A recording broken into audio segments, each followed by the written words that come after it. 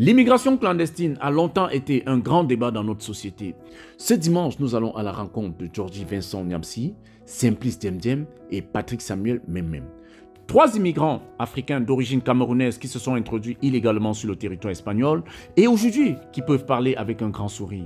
Mais derrière ces visages rassurants se cache un passé aussi glacial que des nuits en plein désert. Vincent, mécanicien de profession, nous explique aujourd'hui sur notre chaîne pourquoi il a décidé de tout quitter pour s'engager dans cette voie. Vous savez le Cameroun, vous savez l'Afrique. Il n'y a pas tant de possibilités en Afrique. Et j'ai donc décidé non par rapport à quelqu'un qui était déjà au Maroc. Un ami à moi qui a laissé le Cameroun, il était au Maroc, il m'a blasé. On appelle ça le blasage. Donc, il m'a blasé que c'est bon par là-bas et il va bientôt entrer en Europe. Voilà donc comment moi aussi, moi je n'avais pas cette idée de venir en Europe parce que moi je me débrouillais au Cameroun. Tu vois. Et alors j'ai donc pris la route parce qu'il m'a envoyé une photo qui était en Espagne. Et il m'a envoyé le trajet. Bon, j'ai décidé donc de laisser le Cameroun pour aussi aller immigrer parce que j'ai vu que lui, il est en Beng. Comme on comprend Beng au pays, on pense que c'est le paradis. Simplice travaillait comme transporteur au Cameroun. Mais en 2014, après s'être marié et après avoir dépensé toutes ses économies, il a décidé de tout quitter et s'engager sur le même chemin que Vincent. Puisque les choses n'allaient plus bien, il n'avait plus les moyens économiques de survivre et de subvenir aux besoins de sa famille. Donc la seule solution qu'il a trouvée était d'emprunter ce chemin, encore appelé chemin de la mort, dont il se souvient encore aujourd'hui de tous les détails. En cours de route, c'était pas facile comme tout le reste. Et j'ai fait pratiquement du Cameroun en Algérie, j'ai fait 3 semaines. Et en Algérie, il n'y avait plus d'argent, il fallait travailler un tout petit peu pour pouvoir continuer le trajet. Et vu que j'avais laissé une famille au pays, il fallait également, parce qu'au pays, déjà les gens du pays, du coup, tu es déjà sorti, ils se disent que non, tu vas trouver de l'argent, il fallait déjà le coup de téléphone passer. Alors je me suis battu, j'ai eu un petit 400 €, quelque chose, j'ai fait un transfert au pays, j'ai continué le voyage.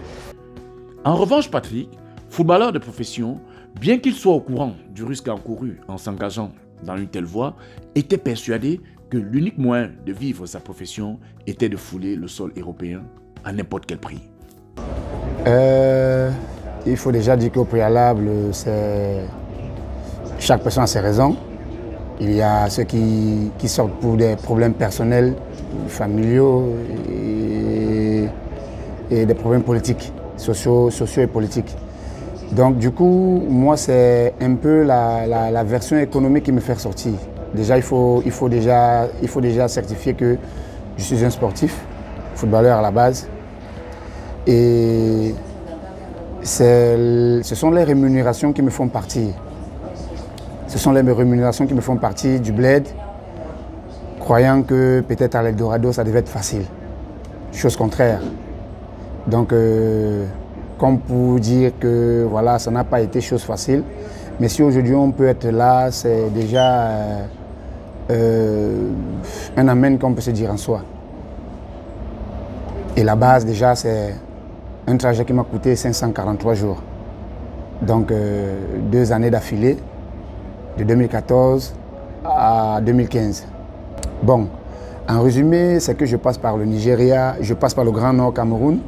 Ensuite, je tombe à Mobi au Nigeria, première ville, suivi de Yola Kano, ensuite Zender, après Zender Alit, après Zender c'est bref, Alit qui fait frontière avec l'Algérie. Et à partir de là, il faut avouer que ce n'est pas chose facile parce qu'il y a ce spécimen qu'on appelle coxeur. Donc des petits escrocs qui vous amadouillent, qui vous amalgament et puis après, ils vous soutient un peu plus que le tarif normal. Donc du coup, tout le monde passe par là. C'est une guerre de bon genre. Et du coup, c'est pas chose facile pour plus ruser déjà la base, c'est pas chose facile pour lui, mais tout le monde paye le prix. Effectivement, dans ce genre d'aventure, le prix à payer dépasse très souvent les moyens économiques. Car que ce soit en forêt, au désert ou dans la mer, beaucoup y perdent la vie. On était au nombre de 28 personnes dans une pick-up 4x4, direction Arlit. Donc c'est 3 jours de voyage dans un désert. Donc nous avons voyagé, nous sommes au nombre de, je crois, 24 personnes. Hein. On avait notre tapioca qu'on a acheté, les bidons d'eau de 25 litres. Tout le monde a sa part. Nous sommes dans la pick-up en train de voyager. Malheureusement, on a perdu 2 personnes dans le convoi. Donc là-bas, nous voyageons avec les pelles. Les pelles, donc c'est-à-dire qu'on sait que quelqu'un peut mourir. Parce que là-bas, c'est un long trajet pour aller à Arlit. C'est 3 jours de voyage. On avait les pelles.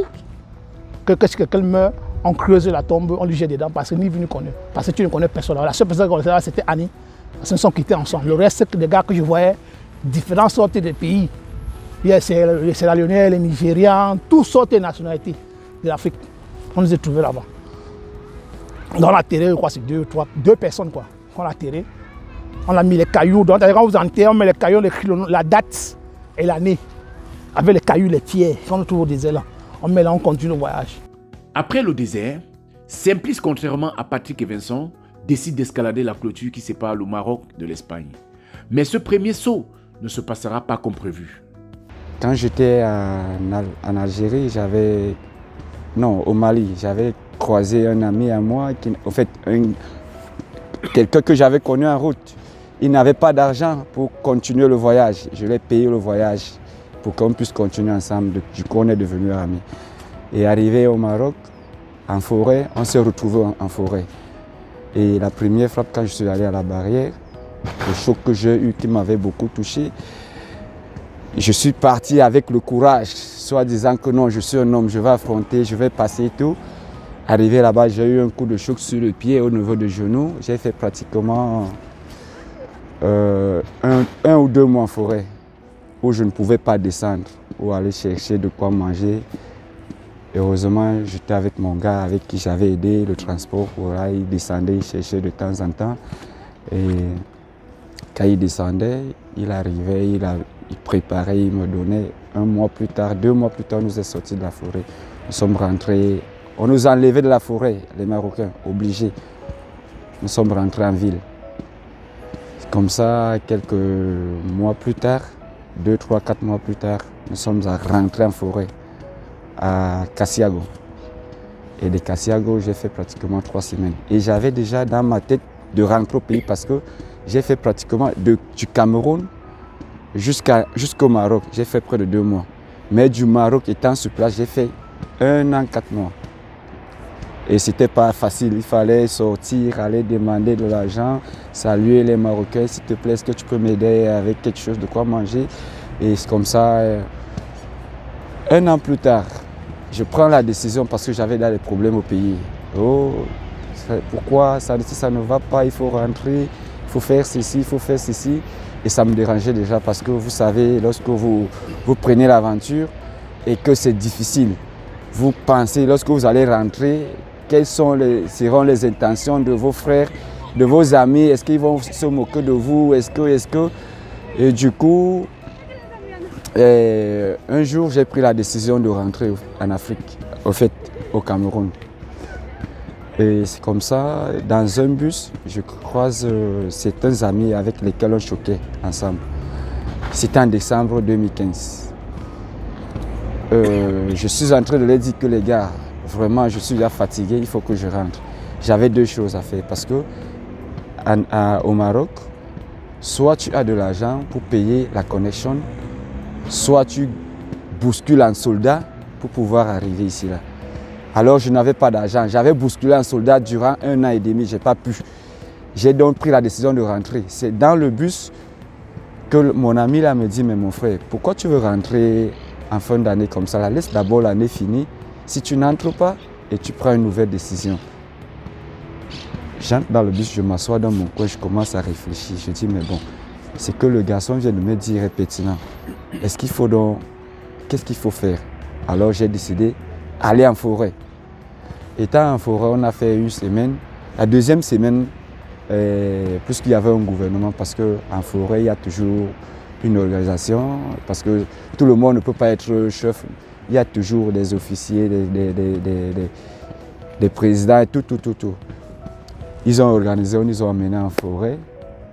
C'était le 25 décembre 2015. C'est comme ça que je me retrouve en Europe. en 2015, le 25 décembre 2015. Le 25 décembre 2015, une date que Simplice n'oubliera jamais. Tout comme Vincent n'oubliera pas les raisons pour lesquelles il a décidé, un jour, au bon milieu de son aventure, d'abandonner et de revenir au point de départ. Nous sommes en forêt. Qu'est-ce qu'il y a en forêt? Vous êtes en forêt, vous vivez comme les singes. J'ai dit que mais comment j'ai quitté le Cameroun, je dormais dans un lit. Je dormais dans un lit. Bien, je mangeais bien, j'étais à l'aise. Je viens dormir dans la forêt comme les singes. Tu vois les antilopes partout, là, ils montent et descendent là. On vit comme les singes, on dormait avec les Kosovo et tout. Les Kosovo, ça c'est les couettes. Je suis arrivé en forêt, j'ai vu vraiment l'aspect de la forêt, les fils barbelés là. J'ai dit que non, on ne va pas venir mourir ici. C'était à 3 mètres d'auteur. Je voyais les gars qui fabriquaient les échelles comment pour sauter la barrière entre le côté espagnol, qui est Melilla. Et alors moi, je n'avais pas ce cœur-là, je ne voulais pas aller mourir dans les barbelés. Quand on me racontait l'histoire que les gars mouraient sur les barbelés, moi j'étais découragé. J'ai fait quelques jours là-bas en forêt. J'ai dit que moi je rentre. Je rentre au Cameroun. Après d'avoir tapé pratiquement dehors. Donc quand je rentre du Cameroun à l'Algérie, j'ai d'abord travaillé en Algérie, hein, au chantier, parce qu'il n'y a pas les moyens de suivre. Il faut travailler, faire la construction.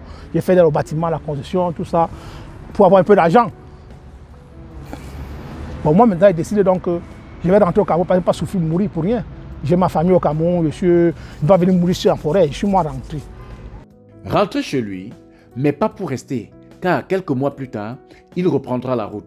Surpris de cela, nous voulons savoir pourquoi, ayant tant souffert et ayant vu la mort de si près, il voulait quand même essayer de nouveau. Parce que j'avais déjà tout perdu au Cameroun. Imagine que tu as ta petite chambre, tu avais tout, tu sortais le matin, tu partais travailler, moi je travaillais au Kanyabasi. Et tu arrives là-bas 1 an après, donc tu ne connais plus comment ça se passe. Je suis découragé. Ma tête seulement c'est de partir. Tu comprends? Je suis donc j'ai dit que je ne peux plus rester au Cameroun, je suis une entrepreneur, tout ce que j'avais à tester. Et j'ai vu que pour entrer, il faut de l'argent. Voilà pourquoi je rentre, je m'apprends l'argent, je reviens, maintenant j'entre en Europe sans problème. Un voyage indélébile, tel un tatouage douloureux sur la peau. Surtout pour Patrick qui, au milieu de l'aventure, a été laissé pour mort. Au point où sa famille, restée au Cameroun, a célébré ses funérailles. La période où j'arrive, 2 mois après, à la fin de l'été, où il y a des émeutes entre la communauté noire et la communauté arabe dans la ville de Tanger, du quartier Boukalef. Et j'ai eu le malheur de me retrouver compté parmi les disparus. Chose comme j'expliquais tantôt, que j'ai failli me faire enterrer au Cameroun parce que j'avais été déclaré mort. Jusqu'à cette période bien précise, lorsqu'on ne te comptait pas parmi ceux qui se retrouvaient à l'hôpital après les émeutes, on te cherchait au commissariat ou alors l'endroit le plus sûr, c'était à la morgue.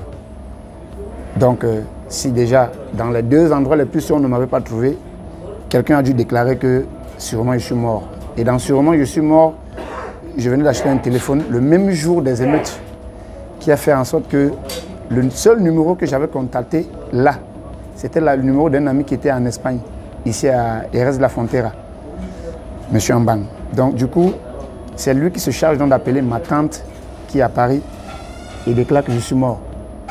Comme il y a cette facilité de communication téléphonique, comparativement avec l'Afrique qui est un peu très coûteux, c'est celle dernière, là, ma tante, qui va appeler ma mère pour lui dire, voilà, il est sorti et il est mort, sans arriver là où il partait. Ça va faire un deuil. Et le fait que j'étais un garçon un peu très turbulent au quartier, un peu très populaire, ça a nécessité beaucoup d'embouteillages à la maison durant des jours et des jours, jusqu'à ce qu'en moins de 30 jours de ma veillée sans corps, je puisse appeler la famille. Quelle joie! Bref, le 3 octobre, j'entre en Espagne et je me rends compte d'une chose, 2 mois plus tard, que je viens de commencer à écrire le film de ma vie. Le phénomène et les raisons de l'immigration sont des thèmes très complexes. Pour essayer de comprendre, nous nous sommes entretenus avec Ethel Olivier Yack, un expert en immigration, pour nous expliquer.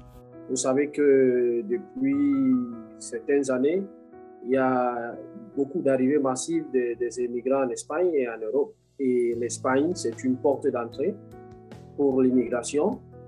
qui se dirigent vers l'Europe et beaucoup plus aussi vers les Amériques. On parle du Canada, on parle des États-Unis.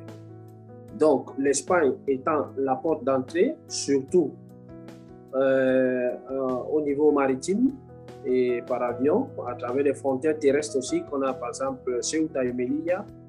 Donc, chaque année, il y a un grand flux de migrants qui entrent en Espagne. Mais le bruit s'est fait au niveau de l'immigration, je voulais dire, illégale, parce que vous savez, un bateau qui naufrage, beaucoup de gens meurent.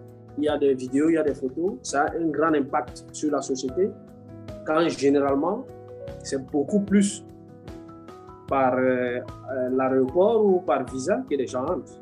Je veux dire, le taux élevé d'immigration ne se passe pas à travers la mer, c'est à travers tous ceux qui entrent avec un visa de court séjour, et quand le visa termine, il reste.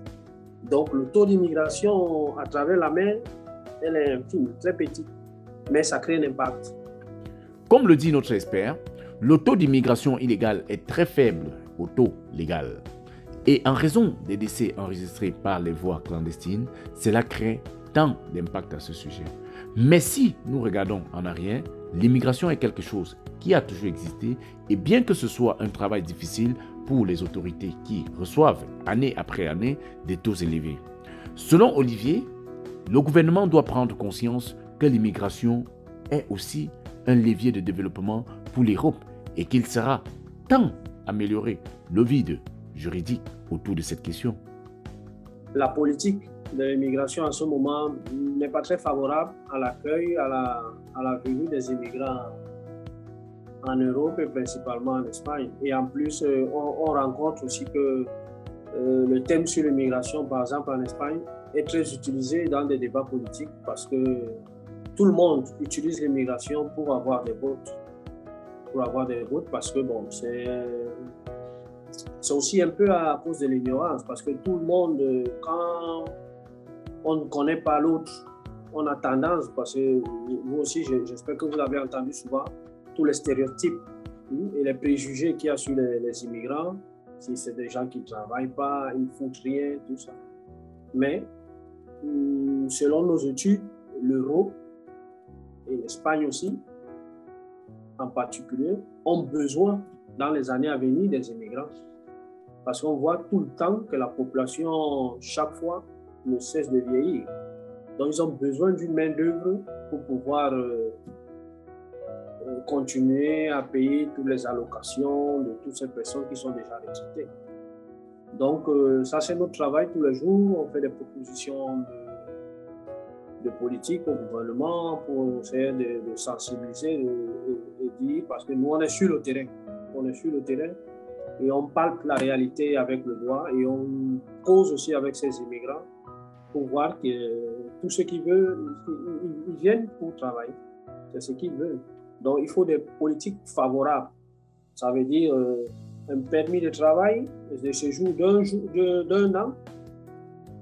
Hein? On te dit, bon, voilà le permis, on te le renouvellera quand tu trouves, si réellement tu as un travail. Parce que si tu as déjà un permis, c'est plus facile de trouver un travail. Mais si tu n'as pas de permis, c'est compliqué de trouver un travail pour que c'est ce travail qui puisse te permettre d'avoir un permis de travail. Donc, c'est à l'envers. Une fois en Espagne, après avoir vécu autant de souffrances en cours de route, Vincent et Patrick sont très clairs sur ce qu'ils conseilleraient aux personnes qui veulent suivre le même chemin qu'eux. L'Europe, pour ceux qui sont au pays, moi je dis toujours, j'ai toujours dit, j'ai mes neveux, j'ai mes amis là-bas qui sont toujours là-bas. Quand ils m'appellent au téléphone, je leur dis la même chose à tout le monde. Moi je ne me vante pas que je suis en Europe. Jamais. Parce que nous, on souffre ici. Qu'on dise la vérité, on souffre. Comprends? D'abord, pour travailler en Europe, d'abord, il faut avoir les papiers. Et pour avoir les papiers, d'abord, il faut d'abord minimum. Ici en Espagne, c'est 3 ans. C'est 3 ans. Imagine que tu es dans un pays, tu fais 3 ans. Tu n'aimes pas travailler, tu vas vivre comment?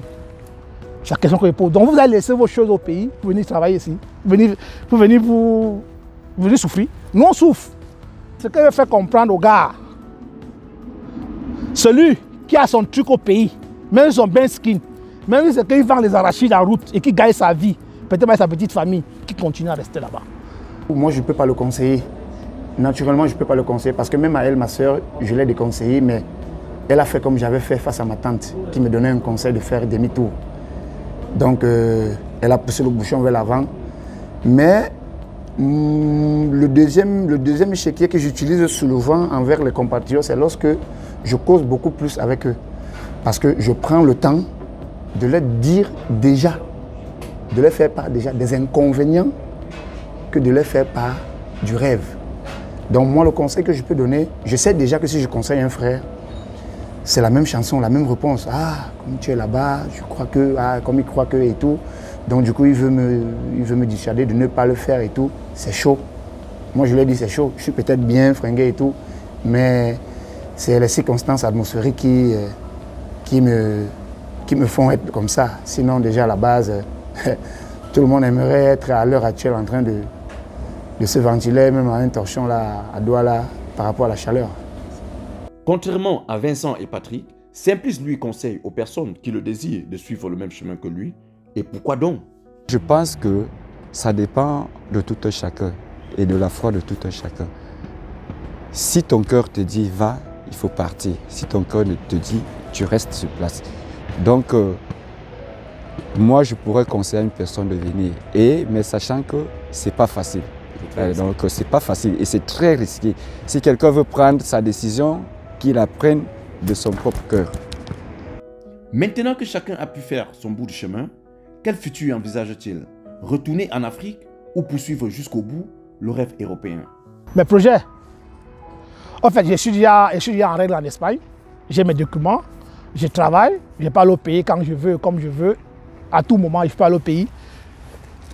Mais on ne parle pas au pays seulement pour donner la boisson aux gens, pour montrer aux gens que tu es un béguiste. Non, on va faire une chose et deux choses, minimum. Donc il m'en va au pays pour peut-être réaliser. Parce que je ne peux pas réaliser ça en Espagne. Moi, je vais réaliser en Afrique, au Cameroun. J'ai un plan de futur parce que quand je sors du pays, je sors avec un plan. Mon plan, c'est quoi? Sur lequel arriver en Europe, travailler de l'argent, acheter deux camions et rentrer en Afrique. Et je pense que d'ici 3 ans ou 4 ans, je le ferai. Moi, personnellement, je compte rentrer. Je compte rentrer pas parce qu'il faut rentrer. Je compte rentrer parce que je suis comme cet enfant qui est sorti du village pour aller à la chasse. Il est censé rentrer avec un gibier, dire l'origine du gibier, donner les origines du gibier. Ou alors, celui-là fils-là même qui est rentré sans gibier, mais au moins donner un aperçu de ce qu'il a pu voir en forêt. Donc du coup, si je peux apprendre, je vais apprendre. Si je peux apporter, je vais apporter. C'est dans la douleur et l'adversité que les âmes se révèlent. L'Afrique a la forme d'un fusil, mais elle n'est pas assez armée.